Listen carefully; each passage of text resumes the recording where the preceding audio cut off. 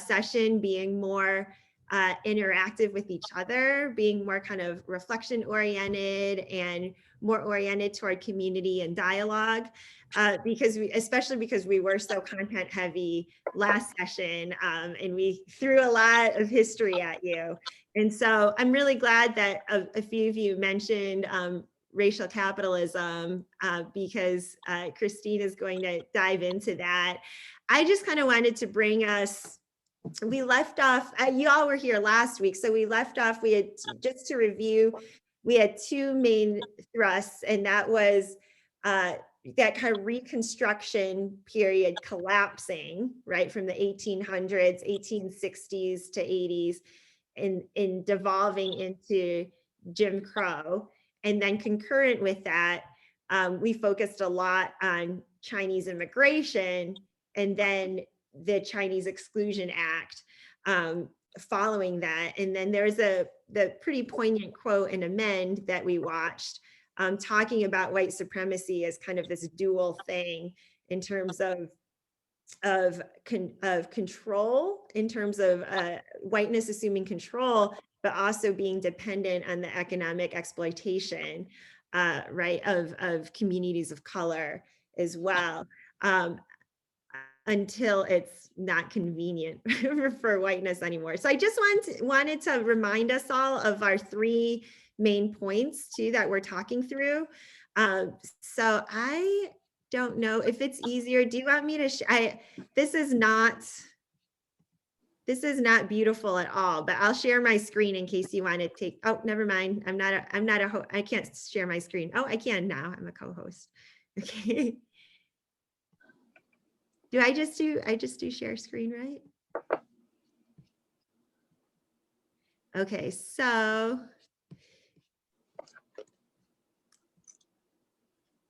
this is not very aesthetically pleasing at all, but just some notes in case you want it, just to remind ourselves.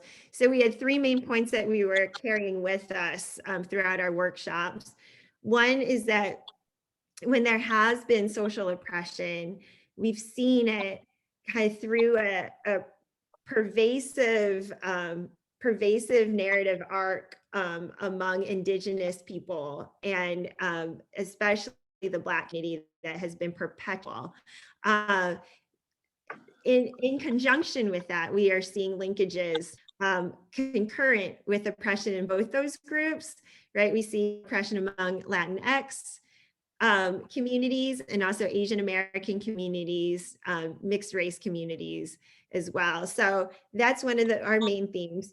Two, this social oppression is always linked toward economic advantage, toward whiteness. That's one of the aspects of white supremacy, right, that we just brought up, that one of the scholars brought up in the Amend clip last week. And so just keep in mind that economic advantage and exploitation is always linked with social oppression. And then the third point is that this oppression and social oppression, economic linkage is cyclic, right? And you see it kind of repeating itself and manifesting itself in different ways. But Christine and I were talking, it's not quite like a hamster wheel cycle. Like you see cycles slow and you see them speed up. And then you also see kind of progress zig and zag, right? As we have resistance movements and then a little bit of equity, and then it gets kind of washed, and then there's more resistance. And you see that, and I'm going to kind of take us through as we left off around the 1940s, and then we're going to go from the 1940s to around present day. And then Christine is going to dive more into the racial capitalism part as it has manifested itself through mass incarceration. So there are also, okay, I'm going to stop screen sharing because that's the other part of my word presentation it's not even like big font. So I'll just talk about it. So I just want to briefly update you. We did the review of what we learned last week. And then just to keep in mind from the 1940s till now, Christine, we're not recording this part, right? I did click record. We've been recording for the past few minutes. Oh, we have? Oh, okay. Hello, everybody watching on the recording. Okay, fantastic. So 1942, 1943, we have both 1943, the Chinese Exclusion Act lifting, right? Mainly because China was our ally in World War II, and it's just not a good look to bar our allies from immigrating. But concurrently, we also have the internment of Japanese and Japanese Americans. And so we have that social oppression going on. At the same time, well, not really at the same time, a little bit later in the 1950s, we had something called the Indian Relocation Act, where so the theme, this is a big theme, right, of Native Americans being being really moved off their land, which is kind of this cruel irony because land is just so integral and important and almost sacrosanct, right, in Native American culture. And so this act is basically the government encouraging Native Americans. We already also referenced the boarding schools, right, which started in 1860 and went all the way to the middle of the 20th century. But at the same time, there's also this Indian Relocation Act to say, hey, well, why don't you try to assimilate into cities, right? Why don't you, maybe you shouldn't, after we moved you to the margins in these reservations, maybe that's not so good for you anymore. And we should try to integrate you into society. So that's a little bit more of kind of social control, right, by the state, and trying to and there are all kinds of like incentives. And then part of the problem was that when Indigenous people moved to the city, there were very little support. So this manifested itself in all kinds of addiction problems, right, in cities when it comes to Indigenous people. But there has also been kind of this rising of community centers, cultural get-togethers as well. But I mean, it was pretty poorly thought out, in that there was no real recourse, no real community once it was like, okay, you're gonna go, we're gonna incentivize you to like go to Denver or go to Chicago. Okay, so the two main things, the two main equity parts that I want to talk about is in the 1940s. So that when we think of the modern civil rights movement, we think about 1955, right, and the Montgomery bus boycott, and right around the same time, the death of Emmett Till, springboarding it. But a lot of these justice movements, right, began with A. Philip Randolph and James Farmer, and some of the work that was done in the 1940s in Chicago, in other northern cities. And it was building to this crescendo in the South. And so we have the modern civil rights movement making gains in 1955 with the big court case win that banned segregation on public transportation after the Montgomery bus boycotts. And then in 1963, we had Martin Luther King's and the March for Jobs and Freedom in Washington. And then as one of the results, right, and concurrent with a lot of demonstration and civil disobedience, and nonviolent civil disobedience, was the 1964 Civil Rights Act, and which banned segregation, right, throughout the South, but everywhere. So concurrent with that, right, so the year after, in 1965, we had the Voting Rights Act.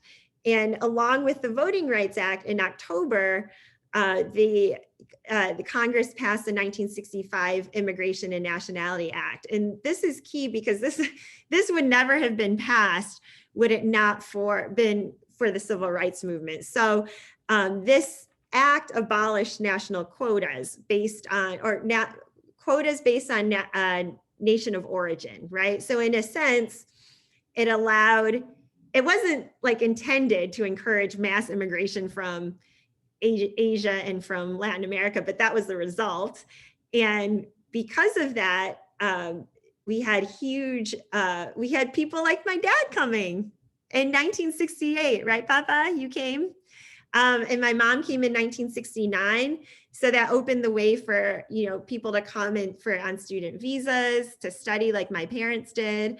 And this is huge because we see this pattern throughout history that Asian and Asian American liberation, in liberation in Latinx communities, liberation among women often follows Black liberation, right? So a lot of this is intertwined. And so that's why sometimes it's disturbing, right? When we pit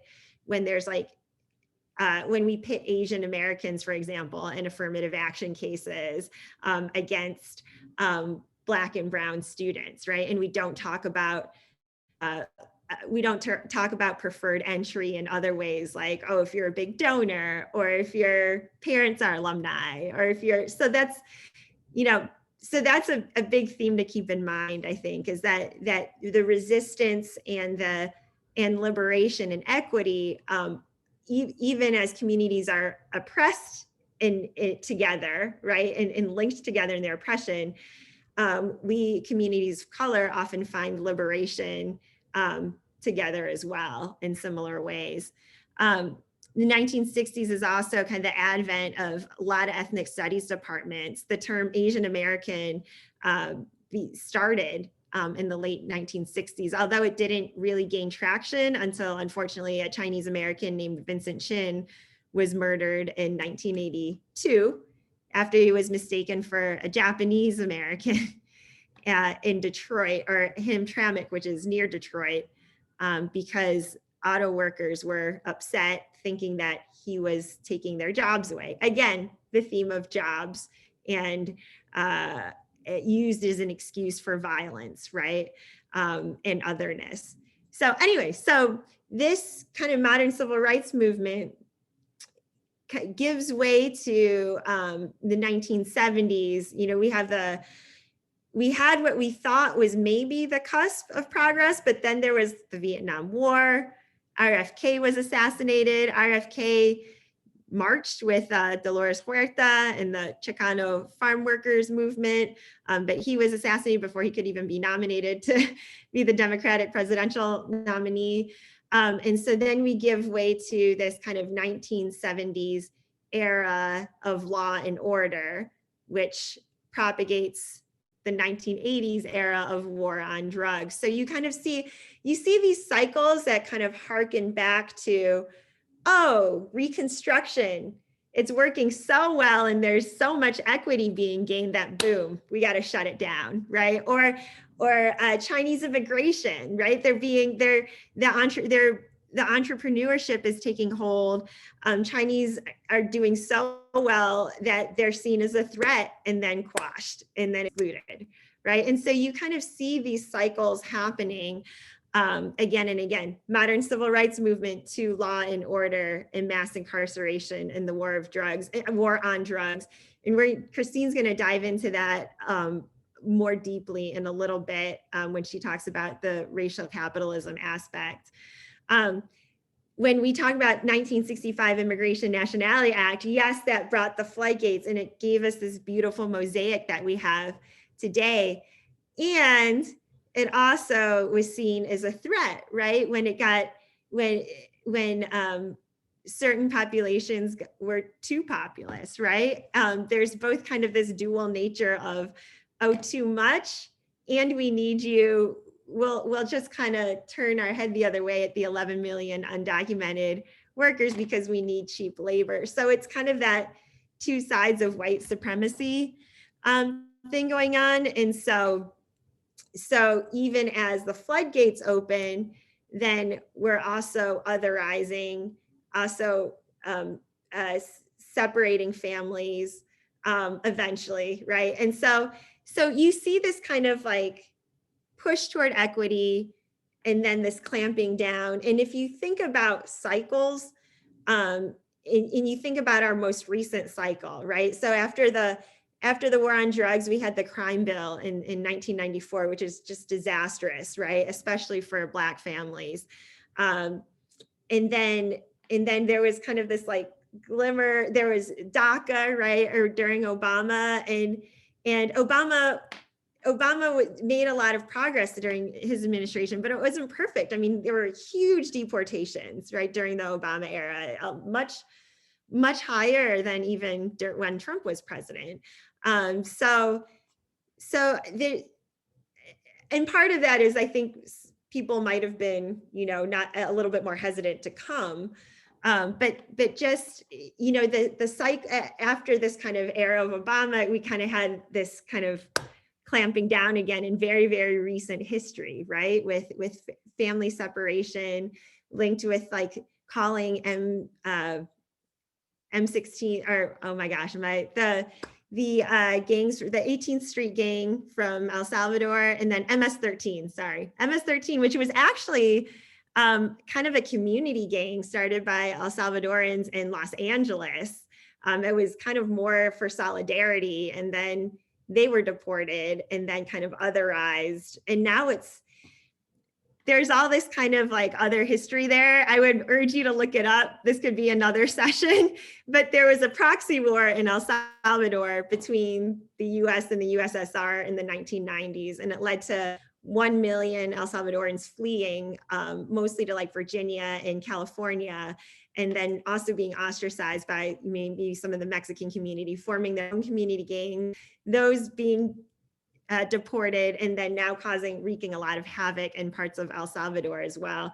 But anyway, I digress. So all of that to say that we're kind of at this moment of reckoning, right? Where we saw, very clearly the acts of police brutality that continue to happen against Black and Brown communities, and then this kind of resistance movement against it. It does seem to me that the cycles have been speeding up in terms of a push toward equity and then kind of a clamping down.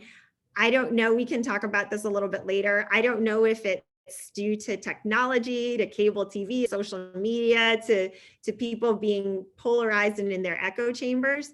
But it does seem like, what might have taken kind of decades, when you look at the 1800s or during colonial periods, seems to be kind of flipping over, if that makes sense. Does that make sense in terms of the cycle of like oppression, resistance, and equity, and then a kind of clamping down and a manifestation of more oppression, and then kind of fighting it back? It just seems like that it used to be, a longer stretch, and now we're seeing like a few years, and then sometimes not even years, right? Sometimes it's week to week, depending on where. And so that's a lot of stuff and a lot of me talking at you, kind of very compressed.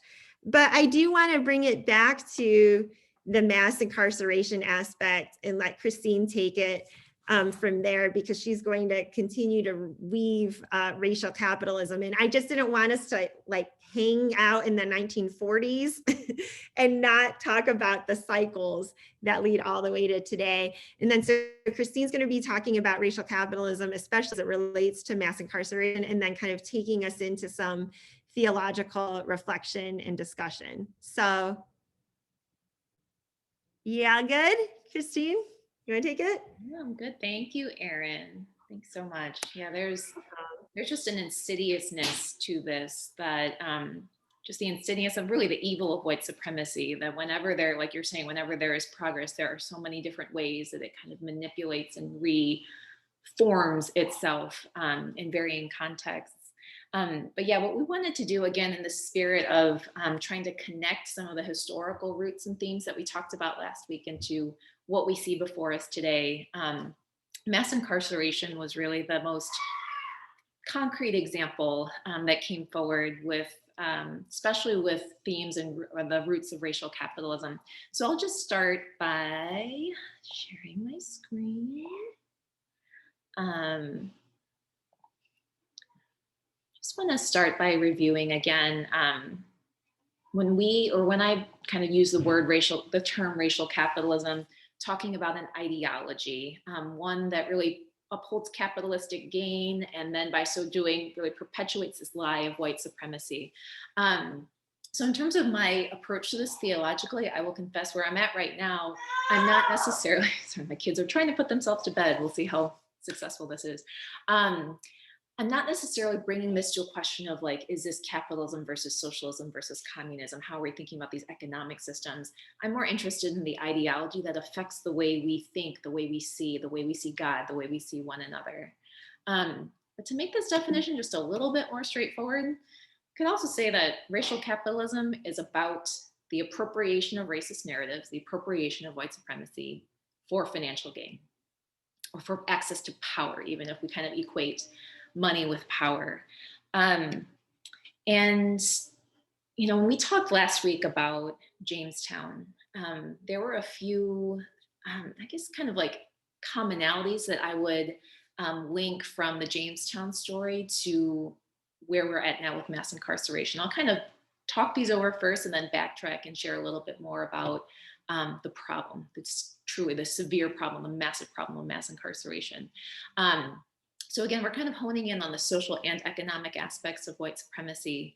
As we heard from Jamestown, again, like the creation of whiteness, the creation of white supremacy, the creation of the African chattel slavery trade was not necessarily a foregone conclusion. They were both influenced by both mass incarceration and slavery by social and economic factors.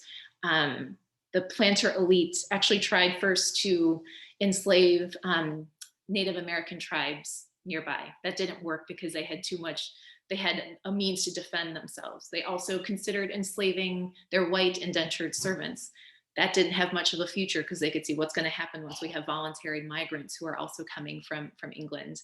And kind of in the aftermath of Bacon's Rebellion, ended up realizing that in terms of maximizing social control and also maximizing their profit by having the highest production at the lowest cost, African slavery was the way to go. The second piece here was the racial bribe.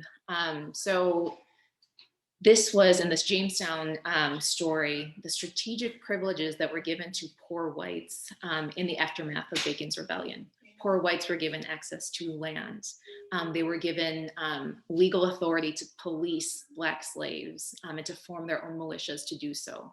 This essentially created a class of people that did not exist before that served to reinforce white superiority. And we'll see that in the mass incarceration story and the war on drugs as being the advent of that. The notion of crime and punishment was used strategically. Our nation's understanding of what constitutes a crime and what a reasonable punishment is for that crime is not static. It shifts based on the needs of whiteness. That was true back in Jamestown. Actually, a really kind of critical piece to name here is the advent of, convict leasing. And the fact that the 13th Amendment abolished slavery except as a punishment for a crime. And so all of a sudden it was a crime to not have a job, and only Black people were accused of such crime and were arrested for that crime, were inflicted with fines that they would never be, court fees that they would never be able to pay off, and then were thus indebted to the system and sold off to farms, to other businesses that basically use them as enslaved labor. Again, crime and punishment, the way that was used. And then finally, fear was manufactured. And then those in power appealed to that fear that was created to ultimately justify subjugation of Black and Indigenous people of color. So, sorry, you guys, I'm trying not to like get distracted by my kids walking around here. Keep going. I am teaching a class, Jonah. Can you guys, I'm going to come give you a good night kiss in a little bit, okay? Okay. All right.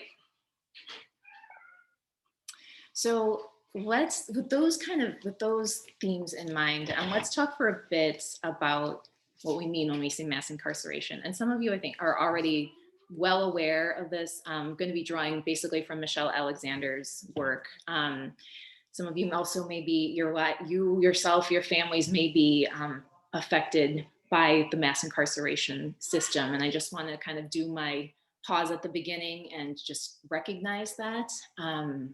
We're again talking very straightforwardly about some very painful aspects about our history and about our society, and ultimately trying to do so to confront reality and to seek truth together. But with that said, mass incarceration, what it is now is not what it was just a few, handful of decades ago, 4 to 5 decades ago.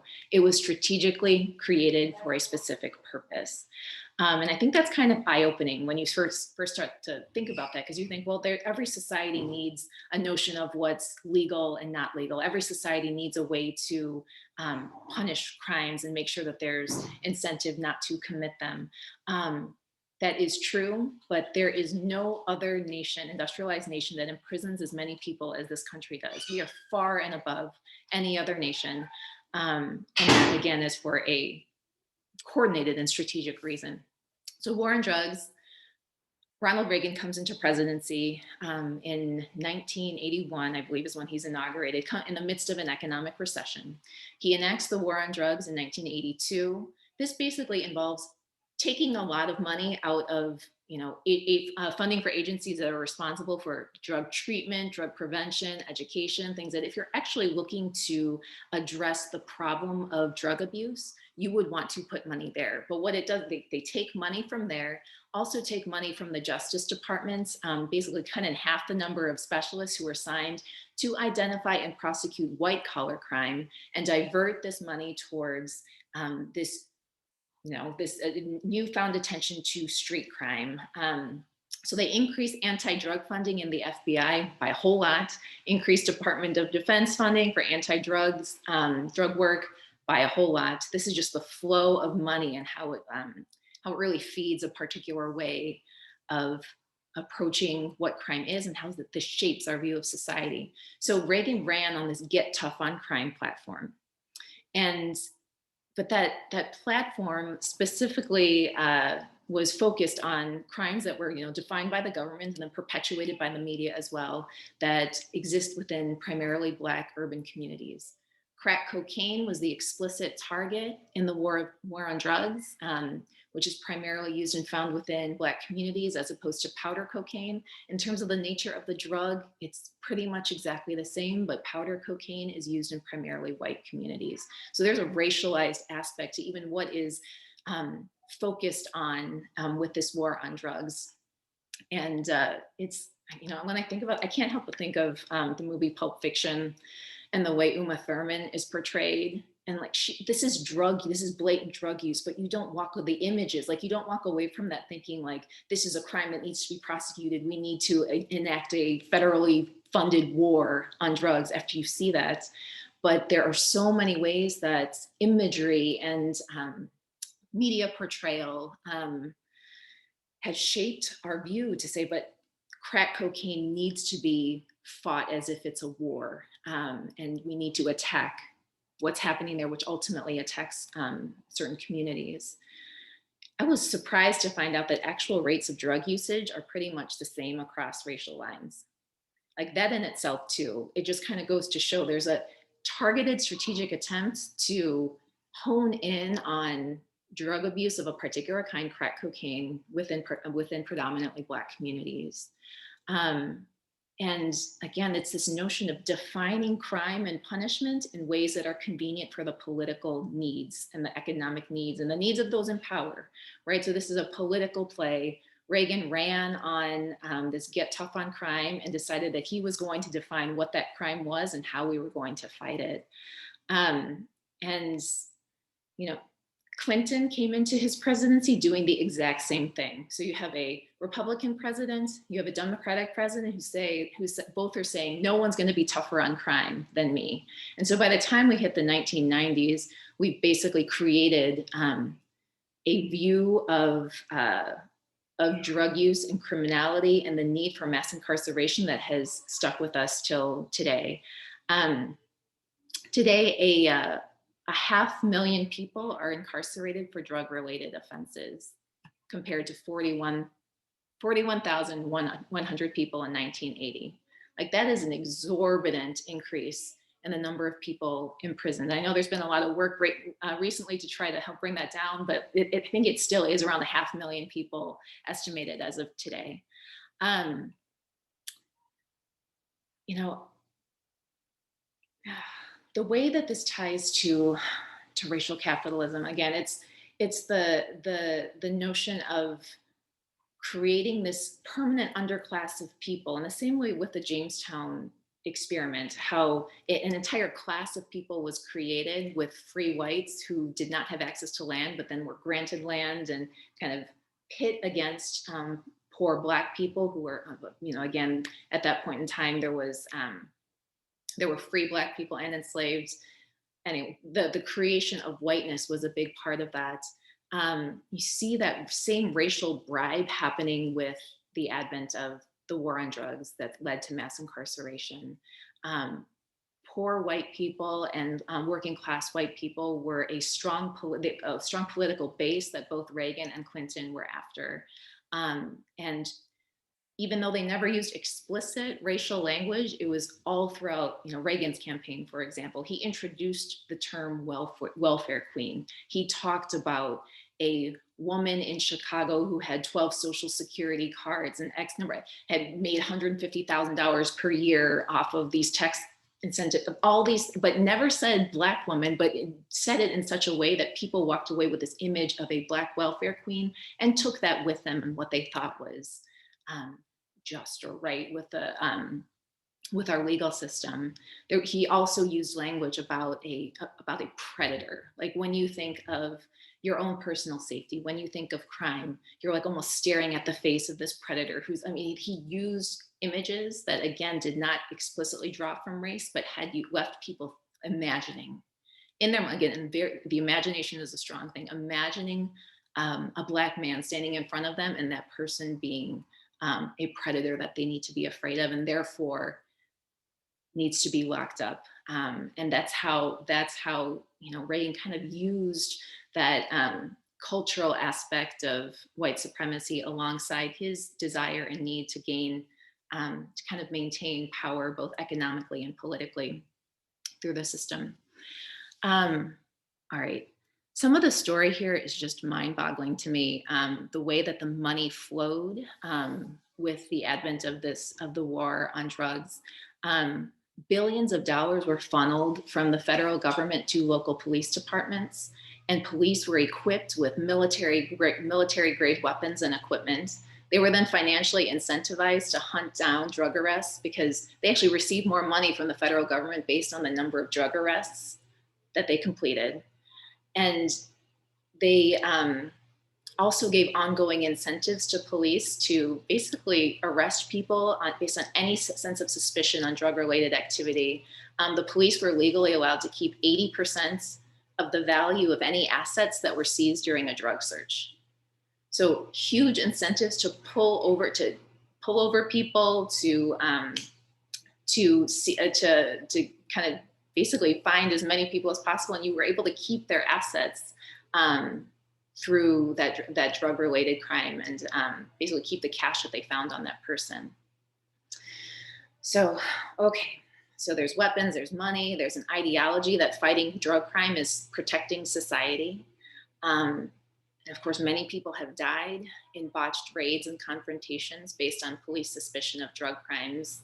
We, of course, recently remember the death of Brianna Taylor 1 year ago by police who were serving a no-knock warrant as part of a narcotics investigation. So really, her life was taken as a direct result of the white supremacist policies that were enacted through the war on drugs. So that, again, just trying to, some of you are really well aware of this history, but just to try to kind of bring us on the same page, that's kind of just a real brief snapshot of the war on drugs, how that led to mass incarceration as we know it today. Of course, there's also the element of private prisons, the money that is made based on keeping a minimum quota of people imprisoned. There's a direct connection to the mass detention system and deportation system and the money that's made in predominantly poor white communities that house detention centers for immigrants. There's a whole lot of money involved in this industry that did not exist 50 years ago, and also perpetuates this racial hierarchy that places whiteness on top.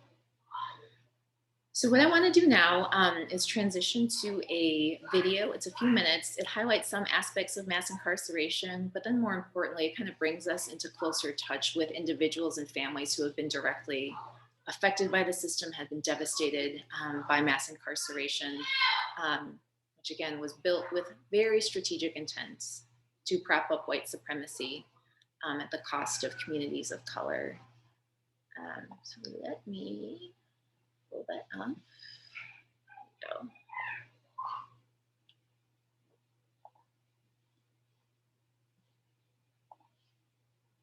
So I've been teaching at a prison in southern Massachusetts, and part of what that's done is really make me think more critically about how our criminal justice system works. And some statistics that I've come across are that in the last 30 years, our prison population has increased from 500,000 to 2.3 million. We have 5% of the world's population here in the US, but 25% of its prison population. So even though these numbers are really helpful in understanding what's happening in our prison system, part of what I thought would be helpful is if we go talk to people who are actually in prison and then also talk to their family to get a sense of like what the real human implications of the carceral state are. So let's check it out.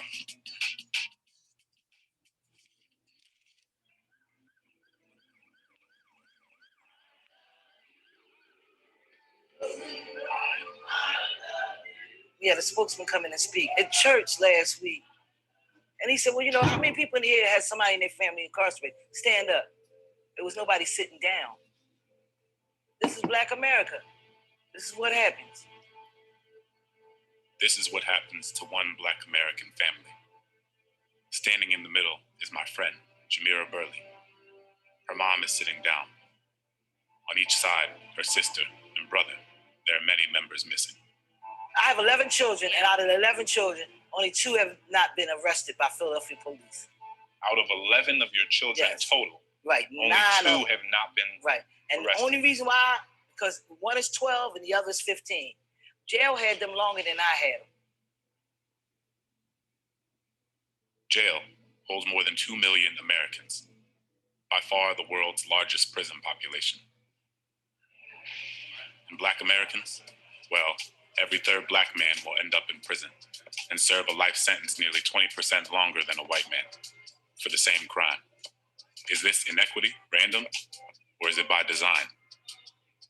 Mass incarceration exists today because some lives have not mattered. We have been willing to dispose of millions of people, overwhelmingly poor people and people of color, and then lock them in a permanent second-class status, stripping them of the basic civil and human rights supposedly won in the civil rights movement. Jim Crow was the South system of racial segregation. Michelle's book, The New Jim Crow, argues that when this system went away, it was replaced by a new one, mass incarceration. America's public enemy number 1 in the United States is drug abuse. Starting in the 60s, the same politicians who said civil rights activists were criminals called for a war on crime. So you know you're under arrest. You know you're right. Law and order meant cracking down on Black people. This new Jim Crow, the system of mass incarceration, operates in ways that are eerily reminiscent of eras we supposedly left behind. Young people are born into families where their parents already have criminal records. They find they're targeted by the police, stopped, frisked, searched, and eventually they get swept in. My friend, Jamira, told me what it was like to get swept in when she was a girl. My mom was arrested when I was about 11 years old. I remember waking up one morning and her not being there for 12 to 13 hours. We had no idea where she was. And so I, being the oldest girl, had to get my younger brothers and sisters up and ready to go to school. I think that day might have been the day that I became an adult. In your position, being in charge of the correctional facilities. What is your perspective with regard to this argument that mass incarceration is a new iteration of Jim Crow? Is there a disparate impact on people of color in the criminal justice system? Absolutely. And what do you attribute that to? We've seen breakdown of the family. I think that's a key piece of it. What that view misses is that many families are destroyed not by choice. They're destroyed because somebody came in and arrested their daddy or their mama and took them away.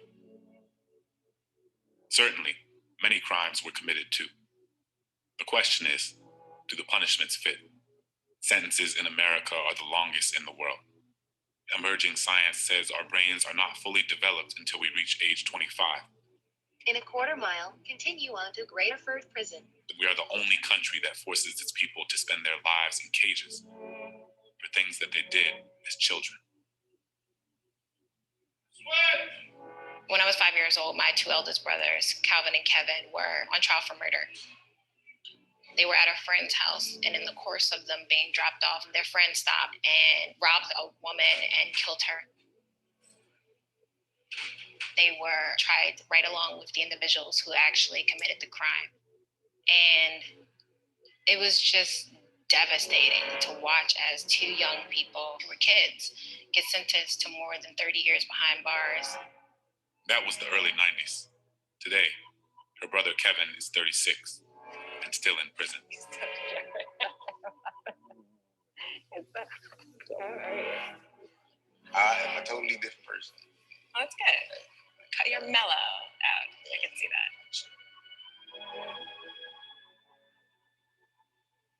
How old were you when you were charged? Well, I was 14. You're 14 years old.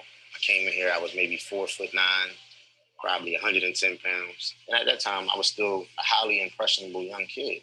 Like, you know what I mean? I wish I could go back and undo a lot of things that I did, but you can't. But I spent 36 years tearing it down.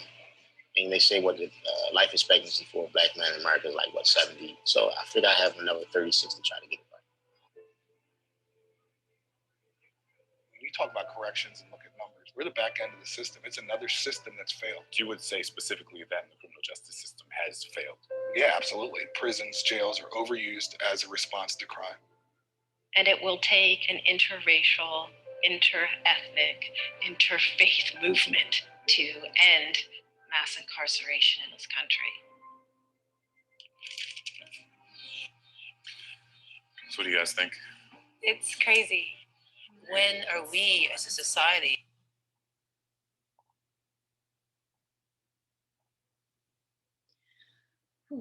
Okay.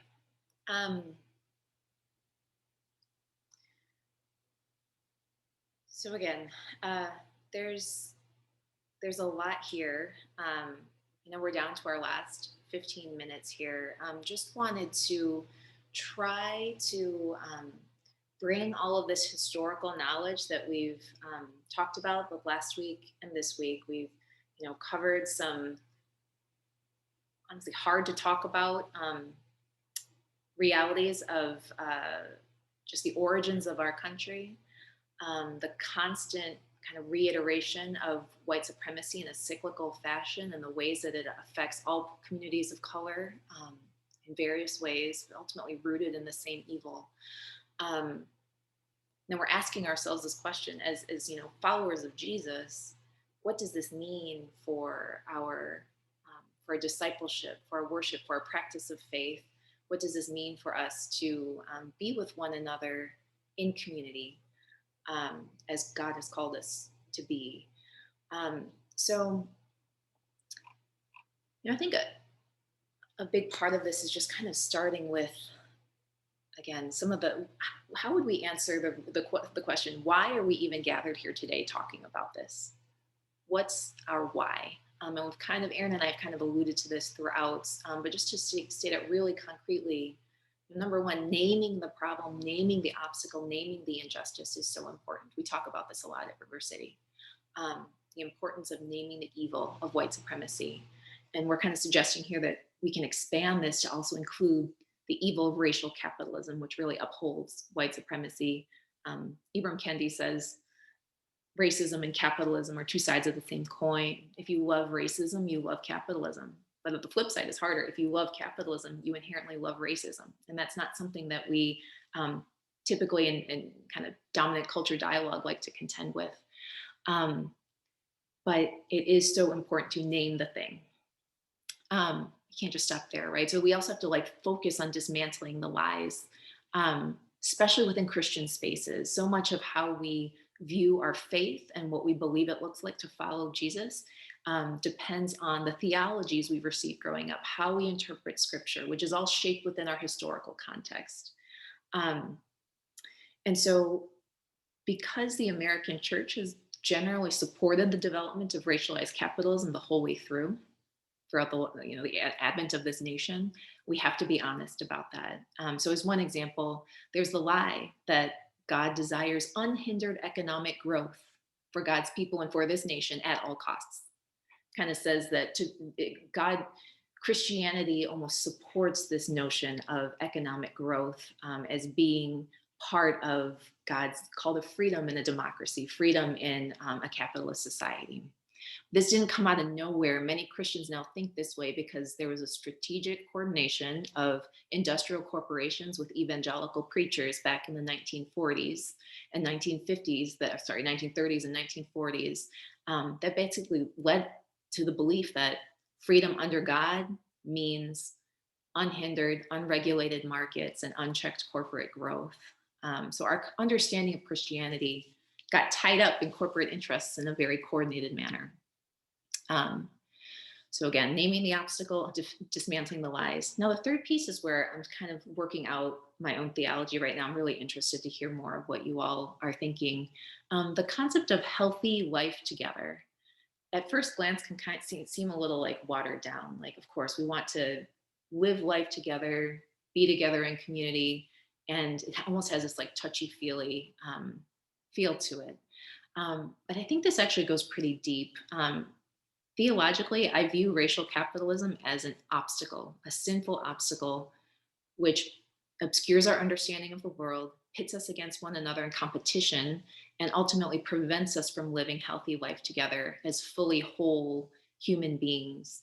And at every level of our relationships and of society, racial capitalism brings the racial hierarchy and the economic hierarchy together to say that some people are inherently more worthy and that other people aren't as fully human. And then we treat we kind of treat each other across the board through this mindset of racial capitalism more like we see each other as commodities or as productive resources or as something that can serve our interests. So the crazy thing is sometimes our interests can even be good things. They can be honorable things, but the mindset of seeing one another as a commodity that will help advance some kind of cause at the most insidious level, a sinful cause, a cause that leads to more exploitation and oppression. But again, the objectification of one another is so baked into our understanding of our fellow human being, because this is how we're conditioned to think as Americans through our history of racialized capitalism. So again, we talked a lot about kind of the systemic elements, but I just want to also hone in that this affects us on just an interpersonal, human to human level. When we gather together in a small group setting like this, how do we really see one another? And what are we looking to experience as we engage with one another? Am I reaching out with you just because I think that you're going to help me with something that I need? There's like a latent commodification to that. But again, like there's a whole lot there. But if we think about kind of this third concept of exploring racial capitalism is so important because it is an obstacle to healthy life together. And that is what God calls us to. God is a relational God. God is a God who brings us together in relationship and community. And Jesus exemplified for us what it looks like to completely disregard the social hierarchies, the religious traditions that pitted us versus them. He blew all that aside and showed us what it looks like to radically encounter one another as fully human beings, and showed us what it could look like, what really shalom is, how we are intended to relate to one another in healthy life together. So that's just one way of thinking about this. And I do think that it kind of just addresses, again, the why, the theological why. For some people, I personally think that we all, like where Michelle Alexander left off towards the end of that video, saying that this is going to require everyone coming together to dismantle the system of mass incarceration. I believe it. And I think that for the fight for healthy life together involves dismantling evil structures that serve to separate us, to oppress certain members of our communities. There has to be an element of political advocacy and change in this, as well as kind of thinking about rethinking our relationships with one another, how we see ourselves and how we see each other. Oh man, oh yeah, there's a whole lot here.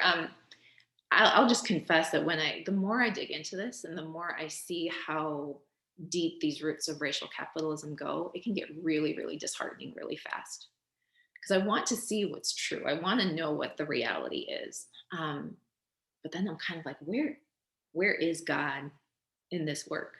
Where is God? Where is God in kind of the trajectories we've been talking about, the cyclical nature of white supremacy, the ways that injustice and oppression continue to manifest itself. And I was in a class just, what day is today? A couple days ago, and there was a guest speaker, professor who's a public theologian. He studies the field of public theology, and he's a professor at Chicago Theological Seminary. And he brought up some of these streams of capitalism. And so I was feeling in a little bit of a disheartened place. And I just said, like, we're asking this question in this class, like, where is God in this work of social justice?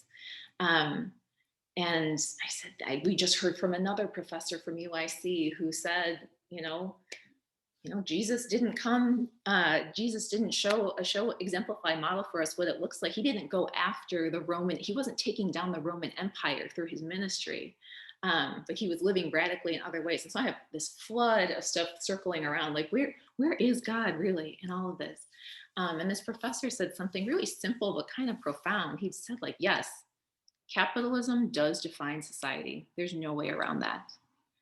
For right now, there could be in the future, but for right now, capitalism does define society. But the economy of God is right there alongside it, happening through relationships and grace and mercy everywhere. Like the economy of God. And I think there's something there, like when we say you can't serve both God and mammon, the economy of God is a real thing. I'm still processing what that means. I'm curious what that kind of brings up for some of you who think about this stuff. But it was almost like he still had a hope, an inherent hope, and the field of public theology really upholds the common good and ethics of work in society. So he has like kind of hope embedded in there, but the economy of God is undeniable. What does that mean for us? So, okay. We didn't end up leaving enough time for like a super robust discussion, but I do want to at least lead us in a short moment of reflection. We were kind of all over the place and did a lot of stuff tonight. But I found that like breathing is really important, like taking a moment to breathe and like allowing your body to actually sit and process with what just happened. So I first want to like ask you all to just breathe with me. You can close your eyes, you can do whatever feels comfortable. But if we take a deep breath in, just reflect that God is here. God is here. And as we exhale, breathe out, ask God to reveal whatever's happening, whatever's stirring in your heart. Listen. Let's listen to God on that exhale. Let's breathe in. God is here. Exhale. I want to listen, God, to what you have to say. And one more time, if we breathe in, God is here in our midst. And breathe out. Help us listen, Lord.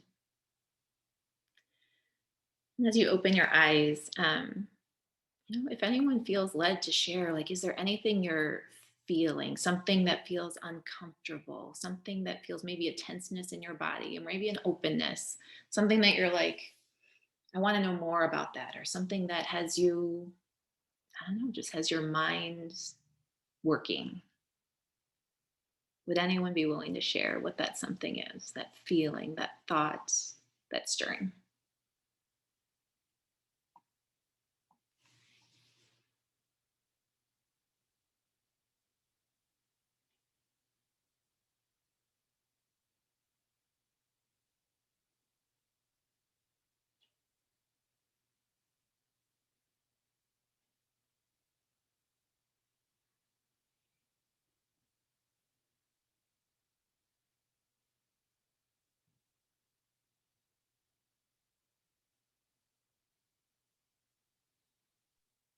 I guess one of the things that I would say is kind of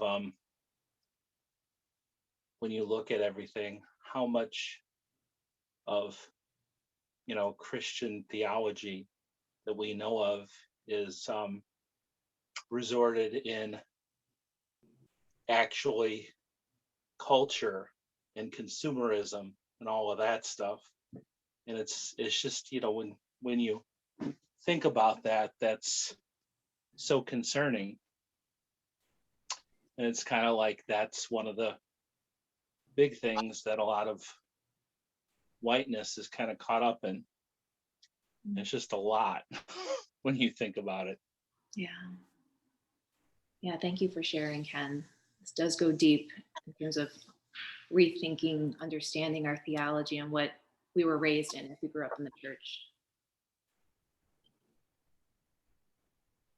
One of the things that I shared with Daniel when I first joined River City, so I've been in Chicago now for about, a year and a half or so, going on 2 years very soon in a few months. I think I wrestle a lot with, how can I put it into words? It's really hard for me to understand, like, just really people who are truly, I find, truly in love with Jesus, and at the same time, very much racist. And I just can't reconcile the two things. And I know it's easy to say, well, they're not truly in love with Jesus. I wouldn't say that.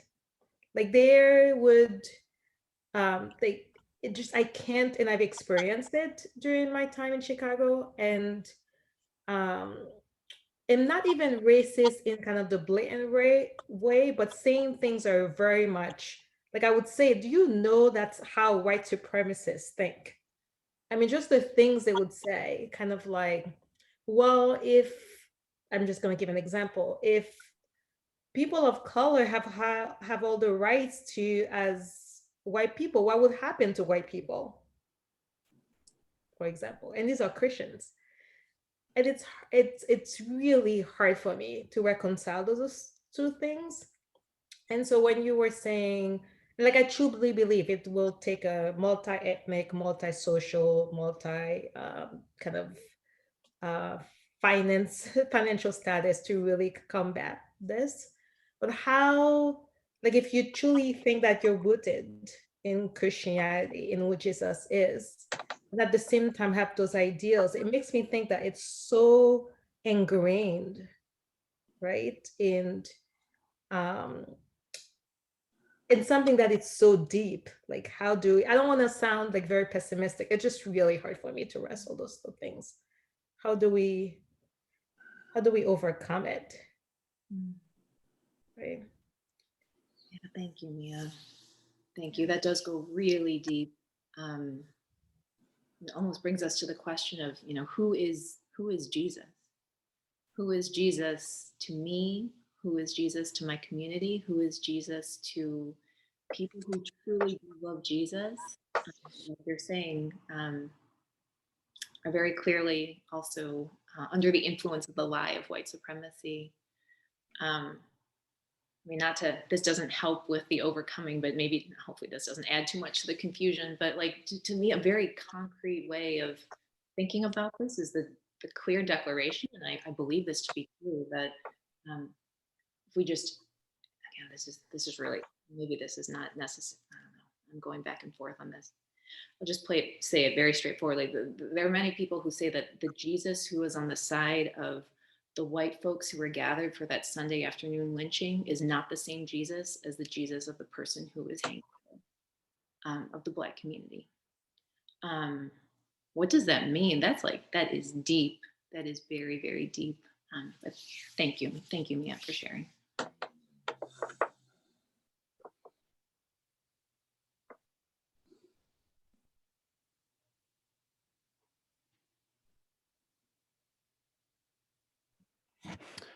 Christine, would you read that simple definition of racial capitalism?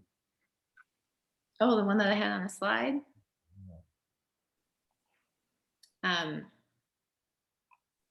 the simple one I had was racial capitalism is the appropriation of racist narratives for financial gain.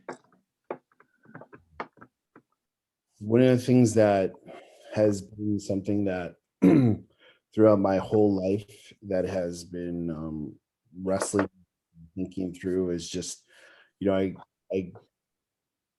lot of folks know some of the things that I care about, but in terms of, how it's played out in my context, born and raised in Chicago, growing up in the 80s and 90s, and a lot of it had to do with economics and real estates and housing, and how that the American dream and this idea of owning a property, well, you could take that back all the way through history of taking land away and making money off of land and speculation, but really like this idea of how racial capitalism plays out in the city, racial real estate capitalism, just attaching value to or extracting value from land and housing based on like if this neighborhood is changing, then the value of this property goes down. If the neighborhood is changing another way, it's the value of this property is going up. And I feel like this is something as a believer that intersects with our life, with as many of our lives here as Christians living in the city and in Chicagoland, that we have to wrestle through how that whole history of racial capitalism has played out in real estate. And I think that we struggle. We didn't. We own property, we own land, and like thinking through all these different things related to it really hits home for me, the idea of this racial capitalism and how do we move towards a life of anti-racial capitalism, anti-racist capitalism, not anti-racist capitalism, but anti-capitalism. So how do we move towards that when we're so tied to it, especially with land and property here in the city and in the suburbs? Yeah. So thank you. Thank you. There is, as with every aspect of our faith, there's the theological consideration, but then it has to play out in our everyday decisions, and what does that look for us in our given contexts, and how do we make those decisions, and what factors we need to be considering. Yes, thank you for surfacing that. I'm actually thinking about like pursuing further study, like specifically on questions like that, like how do you actually take this theology and what are the ethical frameworks and what moves us to live our lives in a certain way based on what we believe. So I appreciate you bringing that up and kind of vulnerably sharing what you guys are wrestling with.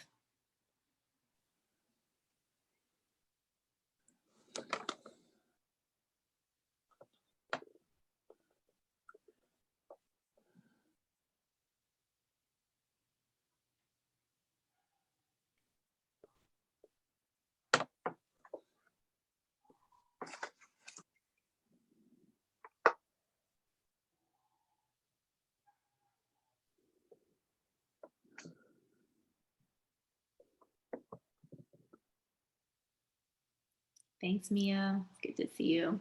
Right.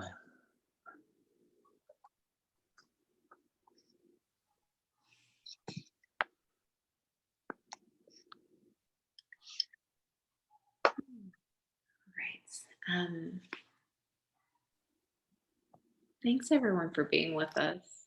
This is weighty material and discussion, and you all wanted to show up and engage with it. super meaningful. I feel like I wish we had asked the question of why we're here last week. That would have been good to like hear at the outset. And we could, anyway, point being, if anyone is interested in engaging in more discussion or learning more about a particular area, Erin and I are just kind of sharing what is moving and stirring within us. I don't think either of us are saying we're an expert in XYZ, but we just want to like create the space and facilitate a conversation. But that also means like if you want a dialogue or discuss anything that's on your mind, please feel free to reach out. Yeah, this concludes our 2-week Practicing the Way of Jesus, focused on exploring the historical roots of American oppression, particularly through racialized capitalism. Erin, what else do you want to add as we kind of close out? I have a question for you, Christine. So you were talking about, thinking about what the economy of God looks like, or what is the alternative to racial capitalism, and how do we as Christ followers kind of maybe try to separate ourselves from what we've been kind of inculcated with, right, growing up. And I know that you've been studying this a lot in seminary, but what are some ideas you have in terms of what that looks like in terms of like what's an alternative, or what is the economy of God, and is it Acts 2, and if so, how do we practically live that out, or is it something else? I'm just wondering if you had any ideas, since I know you've been like really steeped in it. I'm laughing because I'm like about to close out and you bring like this huge $1 million question. I mean, you're curious, right? So classic, Erin. Why not? Oh my goodness. I don't have a good answer that can, like, this is a massive, massive question. I think understanding the nature of economy, though, is so critical here. Like, it's just, an economy is just like the transactions, right? It's the way things are done. It's how much something is valued. It's how much you're willing to pay or expend towards something. And again, that affects every aspect of our lives. And so I can't help but feel like there is absolutely a societal, social justice oriented way of thinking about the economy of God. There's also a super relational and personal way of thinking about that and how we view one another.